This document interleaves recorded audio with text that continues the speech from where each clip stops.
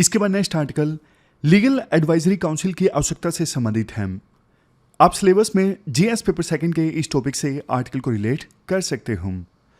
देखो, अक्सर हम ऐसा देखते हैं, सरकार कोई नया कानून लेकर आती है ना, तो उसके खिलाफ कई बार या तो पिटीशन फाइल कर दी जाती है सुप्रीम कोर्ट में या फिर हाई कोर्ट में, और कई बार ऐसा भी देखा जाता है कि वाइड स्प्रेड प्रोटेस्ट देखने को मिलता है सरकार के नए कानून के अगेंस्ट। मैं आपको एग्जांपल देता हूं, एग्जांपल से आपको समझ में आ जाएगा।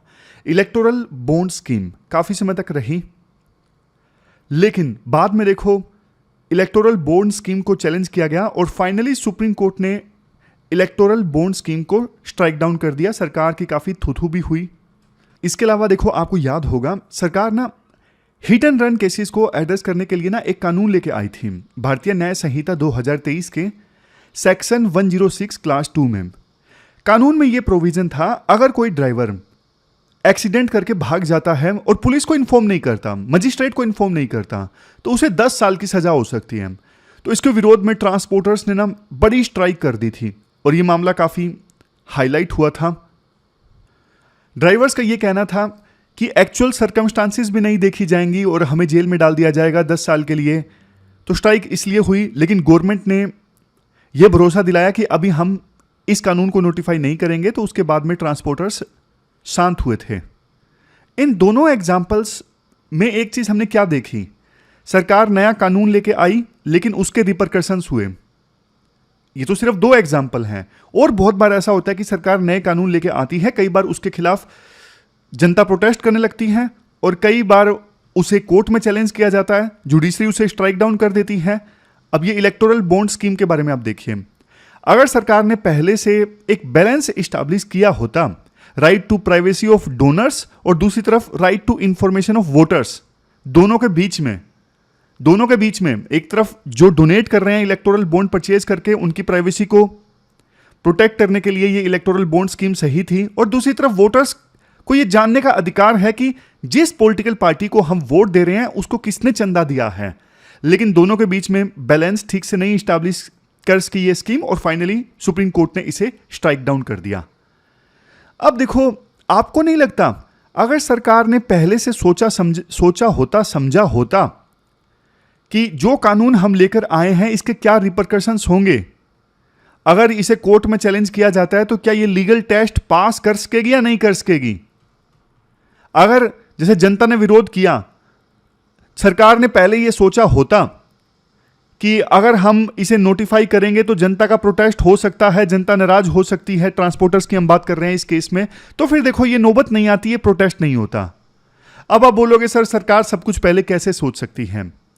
देखो, इसीलिए तो इंस्टीट्यूशंस होते हैं, सरकार नहीं सोच सकती लेकिन इंस्टीट्यूशंस बनाए हुए हैं, जैसे लॉ यूनिवर्सिटीज हैं, जैसे लॉ कमीशन ऑफ इंडिया है।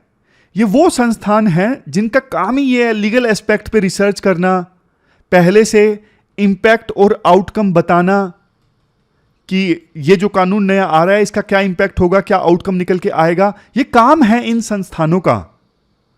लेकिन राइटर कहते हैं इन संस्थानों में ना अभी कोई ना कोई कमी है। जैसे शुरुआत में राइटर बताते हैं national law university Delhi act 2008, इसमें साफ तौर पे बोला गया है कि लॉ लेजिस्लेशन और जुडिशियल इंस्टीट्यूशंस से संबंधित इश्यूज पे स्टडी करना और प्रोजेक्ट पे रिसर्च करना। राइटर कहते हैं देखो, सरकार ने ना इन यूनिवर्सिटीज पे पैसा खर्च किया है, इन यूनिवर्सिटीज को यूज करना चाहिए। जैसे सरकार को कोई नया कानून बनाना है तो यूनिवर्सिटीज को बोलना चाहिए कि आप रिसर्च करके हमें सुझाव दीजिए और हम उसके बेसिस पे नया कानून बनाएंगे, आपकी रिसर्च को यूज करेंगे। जैसे देखो, यूनियन होम मिनिस्ट्री ने ना नेशनल लॉ यूनिवर्सिटी दिल्ली में committee for reforms in criminal laws गठित की। ये एक अच्छा एग्जाम्पल है। फिर राइटर अपना भी जिक्र करते हैं, वो बोलते हैं कि मुझे भी एक कमेटी में शामिल किया गया है, department of consumer affair committee में। इस कमेटी को काम दिया गया है कि आप राइट टू रिपेयर, अगर आप कोई प्रोडक्ट परचेज करते हो, जैसे मोबाइल फ़ोन है, कोई दूसरा गैजेट है, तो आपके पास में राइट टू रिपेयर होना चाहिए। तो इस पर फ्रेमवर्क तैयार कर रही है हमारी कमेटी, ऐसा राइटर बोलते हैं। इसके बाद राइटर एक सुझाव देते हैं, जैसे देखो आज के समय में ना इकोनॉमिक एडवाइजरी काउंसिल है, जो पीएम को एडवाइज करती है इकोनॉमी रिलेटेड मैटर्स पे, उसी प्रकार से ना लॉ एडवाइजरी काउंसिल होनी चाहिए जो पीएम को एडवाइज करे लीगल मैटर्स पे। समझे? काम क्या होगा इस लॉ एडवाइजरी काउंसिल का? काम ये होगा, सरकार जो लीगल मामले भेजती है सुझावों के लिए, उन मामलों पे रिसर्च करके लीगल एडवाइजरी काउंसिल या लॉ एडवाइजरी काउंसिल जो भी है, ये सरकार को बताएगी कि हमारी इन मुद्दों पे ये राय है जो आपने हमें भेजे हैं। या फिर कई मामले ऐसे भी होते हैं जो अपने आप से पिक करेगी ये लीगल एडवाइजरी काउंसिल और उस पर रिसर्च एंड एनालिसिस करके सरकार को देगी। या फिर देखो, ये जो बॉडी है ना, सिर्फ सजेशंस नहीं देगी, जो नए कानून आने वाले हैं उनका इंपैक्ट भी बताएगी कि इसका इंपैक्ट ये हो सकता है आने वाले कुछ सालों में, आउटकम भी बताएगी। तो इससे सरकार को ना इन डेप्थ एनालिसिस मिलेगा कि ये नया कानून लाना चाहिए या नहीं लाना चाहिए। इस काउंसिल में ना जो हमारे देश के प्रतिष्ठित वकील हैं, जजेस हैं, रिटायर्ड जजेस वगैरह, प्रोमिनेंट एकेडमिशियन, रिसर्चर या अलग अलग फील्ड में जिनकी स्पेशलाइजेशन है वो भी हो सकते हैं। जैसे देखो, क्रिमिनल लॉज में कईयों की स्पेशलाइजेशन होती है, कईयों की ट्रेड लॉज में होती है, कईयों की इंटरनेशनल लॉज में, कईयों की बिजनेस लॉज में, कईयों की टैक्सेशन लॉज में। तो इस प्रकार से इन सब लोगों को कंसिडर करके ऐसी काउंसिल बनाई जा सकती है। अब कुछ लोग बोलेंगे ऑलरेडी देखो लॉ कमीशन ऑफ इंडिया तो है, फिर इस काउंसिल, नई काउंसिल की क्या आवश्यकता है? तो राइटर बोलते हैं पहली चीज, जो लॉ काउंसिल ऑफ इंडिया है वो ministry of law and justice के अंतर्गत काम करती है, लेकिन ये एलएसी जो होगी ये काम करेगी पीएमओ के साथ मिलके। नेक्स्ट, एलसीआई यानी law commission of India existing laws में रिफॉर्म रेकमेंड करता है। ऑलरेडी जो कानून है उनमें किस प्रकार से रिफॉर्म्स लाने चाहिए ये रेकमेंड करता है। तो रोल जो है एलसीआई का वो रिएक्टिव है, कानून आ चुके हैं, अब सजेशन देना है, अब क्या चेंज कर सकते हो। लेकिन नई जो बॉडी होगी एलएसी, वो देखो पहले से जो कानून सरकार अब लाने वाली है ना, उनका इंपैक्ट एंटिसिपेट करेगी, बताएगी कि ये इंपैक्ट इसका हो सकता है, ये चैलेंजेस आ सकते हैं, ये कमियां हैं जो आप कानून लाने वाले हो, इनको ठीक कर लीजिए लाने से पहले। तो ये फायदे होंगे नई काउंसिल के। और वैसे भी देखो लॉ कमीशन ऑफ इंडिया ना इतना एक्टिव नहीं है। 2020 से लेकर 2024 के बीच में 22वें लॉ कमीशन ने ना सिर्फ 4 रिपोर्ट तैयार की हैं जो गवर्नमेंट ने मैटर्स रेफर किए हैं लॉ कमीशन ऑफ इंडिया को। तो लो लेवल ऑफ एंगेजमेंट है लॉ कमीशन ऑफ इंडिया का सरकार के साथ में, और इनइफेक्टिव भी है क्योंकि अभी तक ना सिर्फ लॉ कमीशन ऑफ इंडिया के 50% रिकमेंडेशंस को ही सरकार ने एक्सेप्ट किया है। लास्ट में राइटर बोलते हैं, देखो देश में इतने ज़्यादा लॉ रिलेटेड चैलेंजेस हैं, लेकिन फिर भी ये जो बॉडी है ना लॉ कमीशन ऑफ इंडिया, जब से आई है तब से लेके एवरेज अगर निकाले ना, हर साल सिर्फ 4.19 रिपोर्ट दी है। तो इसलिए एक डायनामिक लीगल बॉडी की हमें आवश्यकता है जो कॉम्प्लेक्स लीगल इश्यूज पे जल्दी से एफिशिएंटली काम करके उसका निचोड़ निकाल के सरकार को बता सके कि लाना चाहिए नहीं लाना चाहिए, लॉन्ग टर्म क्या इंपैक्ट होंगे, क्या आउटकम निकल के आएगी। तो इसलिए हमें आवश्यकता है इस प्रकार के बॉडी की, लीगल एडवाइजरी काउंसिल, जैसे इकोनॉमिक एडवाइजरी काउंसिल है। तो ये पूरा आर्टिकल हमने डिस्कस किया, चलते हैं आगे।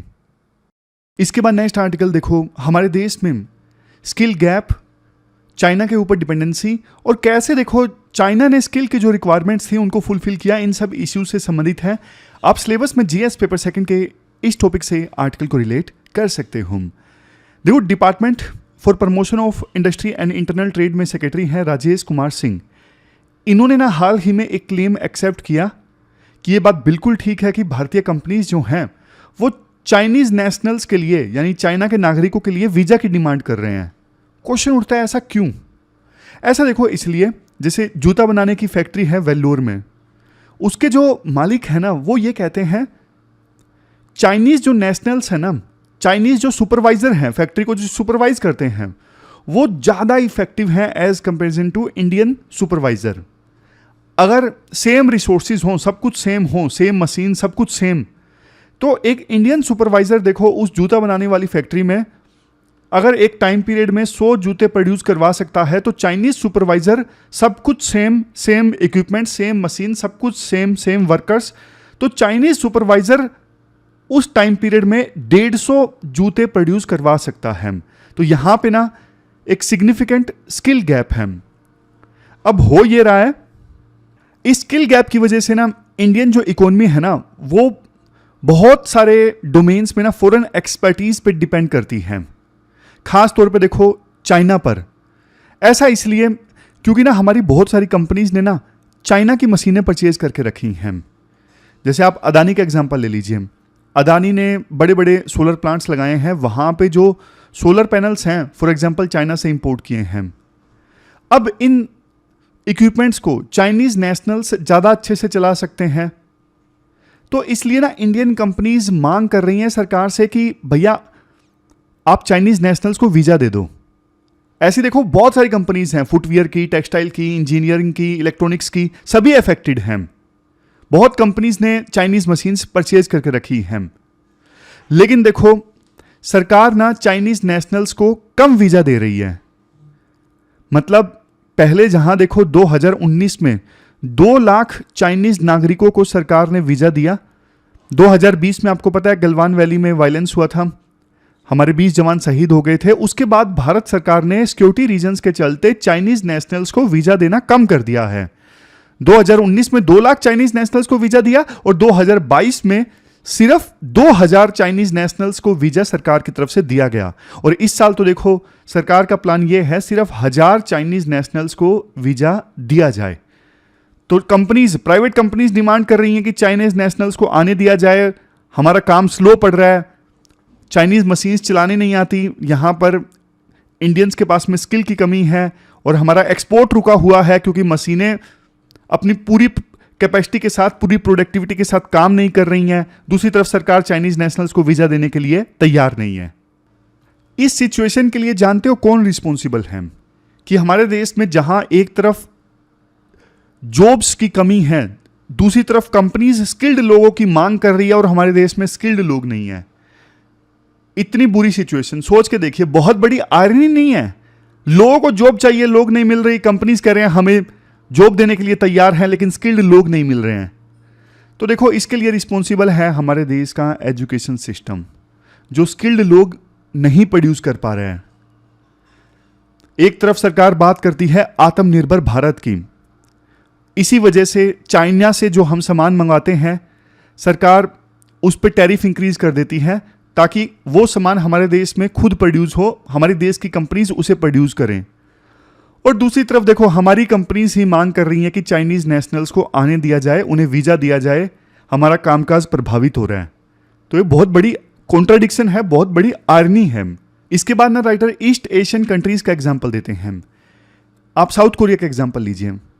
साउथ कोरिया ने 1980s में क्या किया? जुगाड़ किया। इन्होंने फॉरेन मशीन्स परचेज की, जैसे यूएसए से मशीन परचेज कर ली, जापान से मशीन परचेज कर ली। अब उस मशीन के पुर्जे पुर्जे खोल लिए, पुर्जे पुर्जे खोल के समझ लिया कि मशीन कैसे बनती है। मतलब रिवर्स इंजीनियरिंग इन्होंने कर ली। लेकिन देखो वो रिवर्स इंजीनियरिंग साउथ कोरिया के काम इसलिए आई आगे जाके फिर, क्योंकि वहां पे ना एजुकेशन स्ट्रोंग थी। एजुकेशन स्ट्रोंग थी और रिवर्स इंजीनियरिंग कर ली साउथ कोरिया ने, तो ऑलरेडी जो अच्छी क्वालिटी के एजुकेटेड स्टूडेंट्स थे वो फिर उस रिवर्स इंजीनियरिंग को आगे लेके गए। चाइना ने भी ऐसा ही किया। चाइना ने देखो 1978 में ना चाइना एलपीजी रिफॉर्म्स लेके आया था, जैसे हमारे देश में रिफॉर्म्स आए थे ना 1990-91 में, वैसे ही चाइना ने अपनी इकोनॉमी ओपन कर दी 1978 में। उसके बाद चाइना ने भी सेम चीज की। चाइना ने फॉरेन नॉलेज को एब्जॉर्ब करना स्टार्ट किया। डेवलप कंट्रीज उस समय जो ऑलरेडी नॉलेज क्रिएट कर चुके थे ना उसको यूज कर लिया, चाइना ने उसको एब्जॉर्ब कर लिया। लेकिन चाइना उस फॉरेन नॉलेज को एब्जॉर्ब इसलिए कर सका क्योंकि चाइना का एजुकेशन सिस्टम अच्छा था। हम नहीं कर पा रहे हैं फॉरेन नॉलेज को एब्जॉर्ब, हम रिवर्स इंजीनियरिंग नहीं कर पा रहे हैं। क्यों? क्योंकि हमारे देश का एजुकेशन सिस्टम अच्छा नहीं है। यह दिक्कत आ रही है। आप एक एक एग्जांपल लीजिए। फेमस स्टैनफोर्ड यूनिवर्सिटी के एक स्कॉलर हैं एरिक हेनुसेक। इन्होंने ना एक बात बोली, ये काम करते हैं, ये जो स्कॉलर है ना ये काम करते हैं एजुकेशन क्वालिटी और ग्रोथ में क्या रिलेशनशिप है, इस चीज़ पे काम करते हैं। तो इन्होंने ना एक बात बोली, हमारे देश में सिर्फ 15% स्कूल स्टूडेंट्स ऐसे हैं जिनके पास में ना बेसिक रीडिंग और अर्थमेटिक स्किल्स हैं, मतलब जो चीज़ें रीड कर सकते हैं या फिर basic arithmetic, for example addition subtraction ये कर सकते हैं। सिर्फ 15% ऐसे स्टूडेंट्स हैं, जबकि चाइना में ना 85% स्कूल स्टूडेंट्स ऐसे हैं जो ये बेसिक रीडिंग स्किल्स या फिर अर्थमेटिक स्किल्स जिनके पास में है, बेसिक चीज़ें कर पाते हैं। तो इतना ज़्यादा डिफरेंस है इंडिया और चाइना के बीच में। OECD का एक प्रोग्राम है PISA program for international school assessment. अब ये ना लर्निंग आउटकम को असेस करता है अलग अलग देशों में। अब टेस्ट लेना होता है स्टूडेंट्स को इस प्रोग्राम में। हमारे देश ने ना 2009 में इस प्रोग्राम में हिस्सा लिया था, पीसा असेसमेंट प्रोग्राम में, लेकिन इतनी खराब परफॉर्मेंस हमारी थी, फिर सरकार ने ना इस असेसमेंट पे, पीसा पे ये आरोप लगा दिया कि आपका ये सही नहीं है, अब हम नहीं पार्टिसिपेट करेंगे इसमें। जबकि चाइना टॉप पे आया था इस program for international school assessment में। चाइना में वर्ल्ड क्लास लर्निंग लेवल है, और यही चीज तो देखो चाइना के पक्ष में काम की है। वो बात अलग है, चलो जो डेंग जियोपिंग थे उन्होंने स्पेशल इकोनॉमिक जोन बनाए जिसकी वजह से चाइना की इकोनॉमी ने ग्रो किया, वो एक एस्पेक्ट है।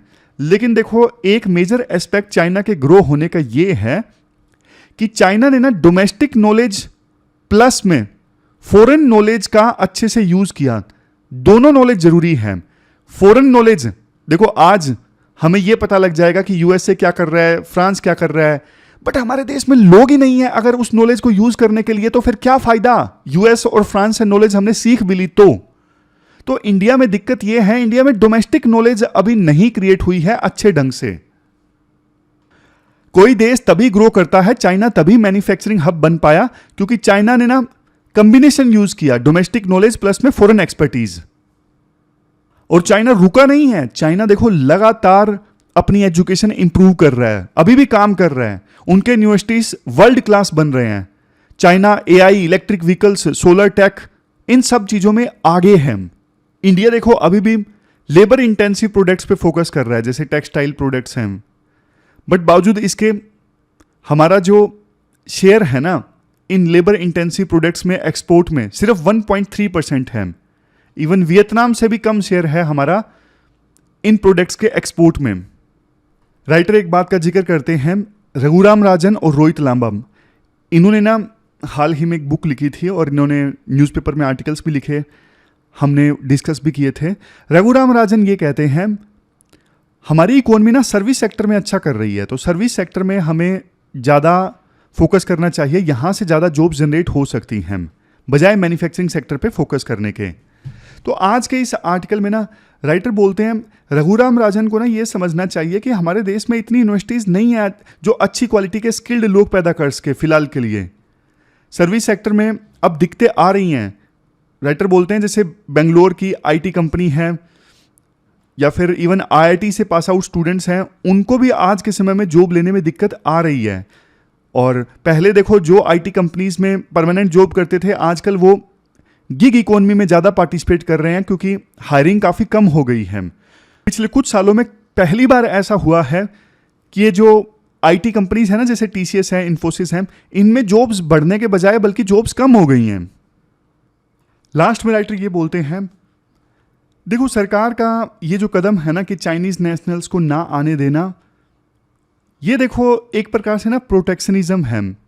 बट चाइनीज नेशनल्स को हम नहीं आने देंगे तो इससे हमें फ़ायदा नहीं होगा। हाँ, सिक्योरिटी चेक ज़्यादा रख सकते हैं। पहले सरकार ने यह आरोप लगाए थे कि चाइनीज नेशनल्स जो हैं वो वीज़ा नॉर्म्स को वायलेट करते हैं, और मनी लॉन्ड्रिंग के भी आरोप लगे थे कि चाइनीज कंपनीज ब्लैक मनी को वाइट मनी में कन्वर्ट करने की कोशिश कर रही हैं। अगर देखो चाइनीज नेशनल्स या फिर कोई चाइनीज कंपनी ऐसा करती है तो सरकार को कठोर कार्रवाई करनी चाहिए। लेकिन अगर कोई Chinese national as a supervisor, as a skilled person, अगर कोई इंडियन कंपनी उसे बुलाना चाहती है तो सरकार को कतराना नहीं चाहिए वीज़ा देने से, क्योंकि चाइना ने भी, साउथ कोरिया ने भी फॉरेन एक्सपर्टीज से ही तरक्की की है, फॉरेन एक्सपर्टीज से ही ग्रोथ की है। लेकिन साउथ कोरिया और चाइना ये तब कर पाया जब उनका डोमेस्टिक एजुकेशन सिस्टम स्ट्रोंग था।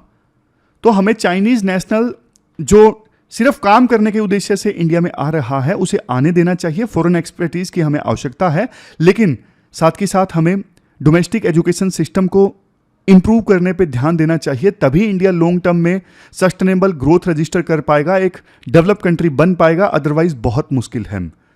तो ये पूरा आर्टिकल हमने डिस्कस किया, चलते हैं आगे। इसके बाद नेक्स्ट आर्टिकल गवर्नर्स की बिल को असेंट देने की पावर से संबंधित है। आप सिलेबस में जीएस पेपर सेकंड के इन टॉपिक्स से आर्टिकल को रिलेट कर सकते हो। देखो, गवर्नर की जो पोस्ट है ना वो कॉन्स्टिट्यूशनल पोस्ट है।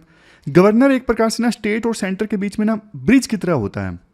वैसे गवर्नर की जो अपॉइंटमेंट है वो प्रेसिडेंट करते हैं, लेकिन आपको भी पता है कि प्रेसिडेंट तो काउंसिल ऑफ मिनिस्टर्स की एड एंड एडवाइस से काम करते हैं, तो प्रैक्टिकली गवर्नर को सेंट्रल गवर्नमेंट ही अपॉइंट करती है। मतलब डिसाइड तो सेंट्रल गवर्नमेंट ही कर रही है ना, सिग्नेचर प्रेसिडेंट के हैं, डिसाइड सेंट्रल गवर्नमेंट कर रही है कि कौन गवर्नर बनेगा किसी राज्य का।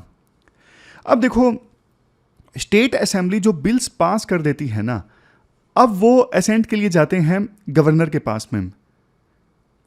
गवर्नर के पास में ना 3 ऑप्शंस होते हैं, या तो वो बिल को असेंट दे दें, साइन कर दे, या फिर वो बिल को विदहोल्ड कर लें, मना कर दें कि नहीं ये नहीं पास होगा। विदहोल्ड वर्ड एक प्रकार से रिजेक्शन ही है, लेकिन थोड़ा डिग्निफाइड वे में हमारे कॉन्स्टिट्यूशनल मेकर्स को लिखना था, तो इसलिए विदहोल्ड कर दिया। एक बार अगर गवर्नर स्टेट असेंबली से पास हुए बिल को विदहोल्ड कर देते हैं ना, और असेंबली उसे फिर से पास कर देती है विद रिकमेंडेशन या विदाउट रिकमेंडेशन के पास साथ, तो फिर दूसरी बार में तो गवर्नर को देखो उस बिल को अपना एसेंट देना ही होगा। गवर्नर के पास में कोई और ऑप्शन नहीं है। ये सारी चीज़ें आपने पॉलिटी में पढ़ी होंगी, जो बिगनर्स हैं वो पढ़ेंगे, जो भी वो बुक पढ़ेंगे, लक्ष्मीकांत हो या फिर किसी इंस्टीट्यूट के नोट्स हों। तीसरा ऑप्शन गवर्नर के पास ये होता है, जब कोई असेंबली ने, स्टेट असेंबली ने बिल पास कर दिया ना, तो गवर्नर उस बिल को देखो प्रेसिडेंट के पास में भेज सकते हैं, प्रेसिडेंट को रेफर कर सकते हैं। अब कमेंट बॉक्स में आप बताइए, क्वेश्चन मैं आपसे पूछता हूं, अगर गवर्नर ने किसी बिल को प्रेसिडेंट के पास रेफर कर दिया तो फिर आगे का प्रोसीजर क्या होता है? और प्रेसिडेंट ने मना कर दिया कि नहीं ये बिल हम नहीं पास कर रहे हैं, प्रेसिडेंट ने मना कर दिया, तो फिर आगे का कोर्स ऑफ एक्शन क्या हो सकता है? क्या स्टेट असेंबली फिर से पास करके प्रेसिडेंट के पास भेज सकती हैं या फिर नहीं भेज सकती हैं? ये आप कमेंट बॉक्स में बताइए। तो ये तो मैंने आपको बेसिक बता दिए। तो अब देखो होता क्या है, जहां जहां पे देखो अपोजिशन पार्टीज की सरकारें होती हैं ना, जैसे हम हमेशा से ये होता आया है, लेकिन प्रेजेंट रेजिम की बात करते हैं। अब कांग्रेस की सरकार कहां कहां पे है? जैसे देखो, कांग्रेस की सरकार आज के समय में तेलंगाना में है। अपोजिशन पार्टीज की सरकारें और कहां पे है? वेस्ट बंगाल में है, ममता बनर्जी की सरकार है तृणमूल कांग्रेस की। केरला में सरकार है, अलग पार्टी की है। तो वहां पे ना गवर्नर्स पे आरोप ये लगता है कि गवर्नर उन बिल्स पे जल्दी से साइन करते ही नहीं जो स्टेट असेंबली ने पास कर दिए हैं। हमारे संविधान निर्माताओं ने ना एक कमी छोड़ दी। ऑप्शंस तो बता दिए, गवर्नर के पास ये 3 ऑप्शन है। पहला, उसे असेंट दे दे, दूसरा विदहोल्ड कर दे, वापस भेज दे असेंबली के पास, तीसरा प्रेसिडेंट के पास रेफर कर दे। लेकिन हमारे संविधान निर्माता ना टाइम फ्रेम लिखना भूल गए कि कितने टाइम में गवर्नर को इन तीनों ऑप्शंस में से एक को चूज करना है, और उसी चीज का फायदा कई बार गवर्नर उठा लेते हैं। कोई बिल पास हो गया स्टेट असेंबली से, गवर्नर उस पर फैसला ही नहीं करते, मतलब 9 महीने से 23 महीने के बीच में वो बिल पड़ा रहता है, गवर्नर के पास पड़ा रहता है, लेकिन इन तीनों ऑप्शन में से गवर्नर कोई ऑप्शन चूज नहीं करते। तो इस चीज को लेके ना अलग अलग अपोजिशन की जो सरकारें हैं ना, वो सुप्रीम कोर्ट में पहुंच गई, और सुप्रीम कोर्ट ने सही फैसला भी दिया इन इश्यूज पे। जैसे देखो, तमिलनाडु, केरला, पंजाब, तेलंगाना, वेस्ट बंगाल, इन राज्यों की सरकारें गई सुप्रीम कोर्ट में, और इन्होंने बोला कि गवर्नर अननेसेसरली डिले करते हैं बिल पे एक्शन लेने से। तो सुप्रीम कोर्ट ने देखो फिर ये बोला, तेलंगाना के केस में सुप्रीम कोर्ट ने ये बोला, गवर्नर से ये उम्मीद की जाती है कि वो बिल्स पे ना as soon as possible action ले और लटका के ना रखें। सुप्रीम कोर्ट ने इस केस में यह भी बोला कि गवर्नर के पास कोई वीटो पावर नहीं है। अगर गवर्नर ने अपनी असेंट नहीं दी, विदहोल्ड कर दी, बिल को रिजेक्ट कर दिया, लेकिन सेम बिल को अगर असेंबली फिर से पास करके गवर्नर को देती है, तो दूसरी बार में गवर्नर को वो बिल एक्सेप्ट करना ही होगा, अपनी असेंट देनी ही होगी। लेकिन देखो, राइटर ये बोलते हैं सुप्रीम कोर्ट की इस जजमेंट से ना शायद गवर्नर्स ने कुछ सीखा नहीं है।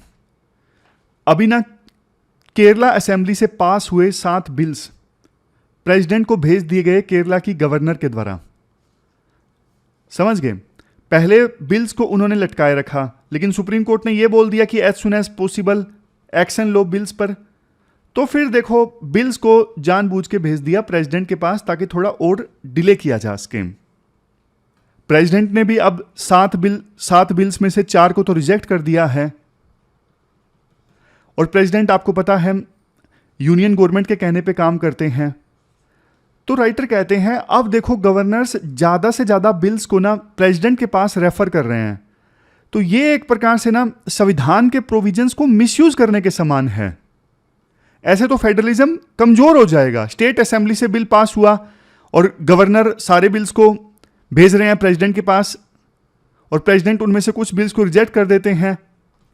तो फिर देखो ऐसे तो यूनियन गवर्नमेंट का होल्ड हो जाएगा उन बिल्स पर जो स्टेट असेंबली ने पास किए हैं। यह चीज फेडरलिज्म को कमजोर बनाती है। अगर संविधान के प्रोविजंस की बात करें तो आर्टिकल 200 जो है वो बात करता है गवर्नर की पावर्स की, मतलब बिल्स के रिगार्डिंग गवर्नर की क्या पावर्स हैं वो लिखा हुआ है आर्टिकल 200 में। और आर्टिकल 201 में लिखा हुआ है कि गवर्नर जो है वो प्रेसिडेंट की कंसिडरेशन के लिए बिल्स को रिजर्व कर सकते हैं। समझ गए? देखो हिस्टोरिकल कंटेक्स्ट की बात करें ना तो हमारे संविधान निर्माताओं ने डेलिबरेटली गवर्नर्स को लिमिटेड पावर दिए थे। उनका आइडिया यह था कि गवर्नर स्टेट और सेंटर के बीच में ना कोऑर्डिनेट करेंगे, पर अब यह पोस्ट ना पॉलिटिकल टूल बन गई है एक प्रकार से। अगर दूसरे देशों से आप कंपेयर करोगे ना, यूएस में तो गवर्नर्स डायरेक्टली इलेक्ट होते हैं, जनता चुनती है। कनाडा में लेफ्टिनेंट गवर्नर की पोस्ट होती है, बट वो फॉर्मेलिटी के तौर पे होती है, सिर्फ सेरेमोनियल पोस्ट है। लेकिन इंडिया का सिस्टम यूनिक है, इस वजह से चैलेंजेस क्रिएट हो रहे हैं। कुछ कॉन्स्टिट्यूशनल एक्सपर्ट्स ये भी बोलते हैं कि गवर्नर की पोस्ट ना अब ऑब्सोलीट हो चुकी है, अब रेलेवेंट नहीं है। कुछ सजेस्ट करते हैं इसे ऐसी पोस्ट बना दो कि डायरेक्टली इलेक्टेड हो, लेकिन दूसरे लोग ये डिमांड करते हैं कि देखो रोल्स क्लियरली डिफाइन होने चाहिए, पावर्स क्लियरली डिफाइन होने चाहिए। खास करके तब लड़ाई होती है जब सेंटर और स्टेट में अलग अलग पार्टीज की सरकारें होती हैं। गवर्नर्स को अक्सर एजेंट ऑफ सेंटर भी कहा जाता है, लेकिन देखो अब इस पोस्ट से ना डेमोक्रेसी अफेक्ट होने लगी है। इंपॉर्टेंट बिल्स डिले हो रहे हैं, स्टेट गवर्नमेंट अपने मैनिफेस्टो में प्रोमिसेस पूरा नहीं कर पा रहे हैं, और इससे पब्लिक वेलफेयर जो है वो भी प्रभावित होती है। तो इसका सॉल्यूशन ये है सुप्रीम कोर्ट को ना बिल्कुल क्लियर गाइडलाइंस देनी चाहिए, टाइम लिमिट सेट कर देनी चाहिए कि गवर्नर को इस टाइम फ्रेम के अंदर एक्शन लेना है, कौन से बिल प्रेसिडेंट को रेफर किए जा सकते हैं, कौन से बिल नहीं किए जा सकते हैं। इंटरस्टेट काउंसिल्स को ज़्यादा एक्टिव बनाया जाए, ज़्यादा एक्टिव रोल दिया जाए। तो ये सब चीज़ें देखो होनी चाहिए। ये पूरा आर्टिकल हमने डिस्कस किया गवर्नर्स की बिल रिलेटेड पावर से संबंधित। अब लास्ट में क्वेश्चंस देख लीजिए। ये क्वेश्चंस आपको अटेम्प्ट करने हैं, 2 क्वेश्चंस, एक गवर्नर से रिलेटेड और एक फिर वो स्किल गैप वाला हमने इशू डिस्कस किया उस इशू से संबंधित। दोनों क्वेश्चंस के आंसर आपको 250 वर्ड्स में देने हैं। ये थी हमारी आज की डिस्कशन। फिलहाल इस डिस्कशन में इतना ही है। Thank you very much for discussion.